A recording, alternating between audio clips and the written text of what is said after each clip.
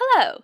So this week in response to slash inspired by a really good TED Talk video that I saw, which I'm going to link in the description because it's really good, which was about sort of the messages that movies are sending to young boys about sort of what it means to be a boy and what it means to be a man and all those sorts of things, sort of like gender roles surrounding that, which are really interesting.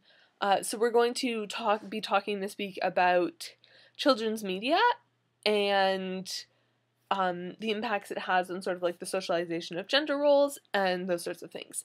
So what I wanted to talk about specifically is something that I've sort of been thinking about and noticing lately in the movies and that sort of thing, is a new sort of female character emerging.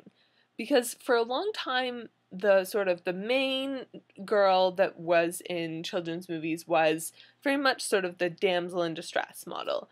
It was the very beautiful, demure, sweet princess who was usually in peril and she is rescued by somebody. She usually isn't that much of an agent in her own future and in her own fate and for making things better for herself. She's usually a very passive character. So that's been the model that we've looked at before. And then so what we're seeing now emerging is a lot more of what I'm gonna call the warrior maiden character. So we're seeing her in animated movies like Brave, like Merida, and we're seeing her in other things too, like Katniss in the Hunger Games, and even I would say somebody like Hermione in Harry Potter. They're all girls who are taking a really active role in their own future and their own fate, and they're doing it in a sort of warrior style, which is more typical of what we were seeing of male characters before now. Like, this was never really something that girls got to do in movies, was fight. Now they are, and like obviously there's things that could be said about nonviolence and that being better, of course, but I think there is something valuable about us sort of breaking down this gender role barrier that was saying that girls couldn't be the ones who are taking this sort of active role in their destiny and who are able to be this kind of character. I think that is valuable that we have that. But then I've also been noticing sort of like a little bit of a disturbing to me trend with this, is most of these girls who are this character are isolated from any other female influence, really. But I think one thing that's important is most of these characters don't have a lot of other female friends, and they don't have any female friends who are more of a typical female mode and who are not trying to talk them out of this. They're mostly surrounded by male peers, and they're mostly the kind of girl who's seen and who's portrayed as the sort of being one of the boys. And there's not inherently anything wrong with that, but I think the problem that we come up against in this is that we're sort of sending this message that, yeah, girls can fight and girls can take an active role in their destiny, but they have to be more boy-like girls. They have to sort of reject typical girls and typical girly things in order to do this, which just buys into the same outdated notion that was feeding into the damsel in distress type characters, that girls can't be strong and girls can't fight and girls can't be agents for themselves. So we have these female characters who are strong and who are fighting, but we're distancing them from typically female things.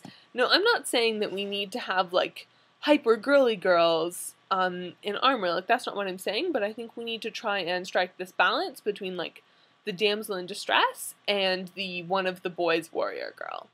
And there are actually a few examples of this that I've seen that I think are doing a really good job of it, or at least are giving a different and better sort of view, which I really like. And one that really comes to mind is Rapunzel in Tangled, because she's a very typical Disney princess in a lot of ways.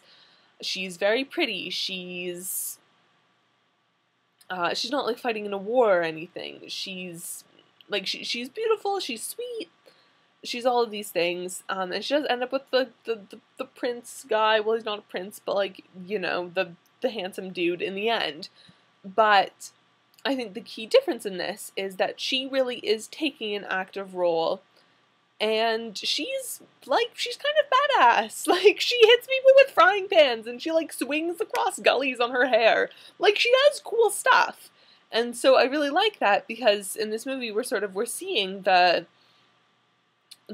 girl who can do all these cool things and can take initiative for herself, but she's also not having to reject this sort of, like, classically feminine side to do so, which I think is interesting. Like, obviously I'm not promoting the, like, need to keep to the feminine model, but I think it's also important that we don't embrace this idea that in order to be strong and to stand up for what you believe in and all this, that you need to reject being feminine, because that buys into the same sort of notion that girls can't do these sorts of things. So anyways, I hope that made some measure of sense and it was kind of interesting. That's one thing that I've been thinking about a bit with sort of, like, children's media and the message that it's sending about gender roles. If you have any thoughts, I'd love to hear them in comments. I will see you next week, and Rick, I'll see you on Thursday. Bye.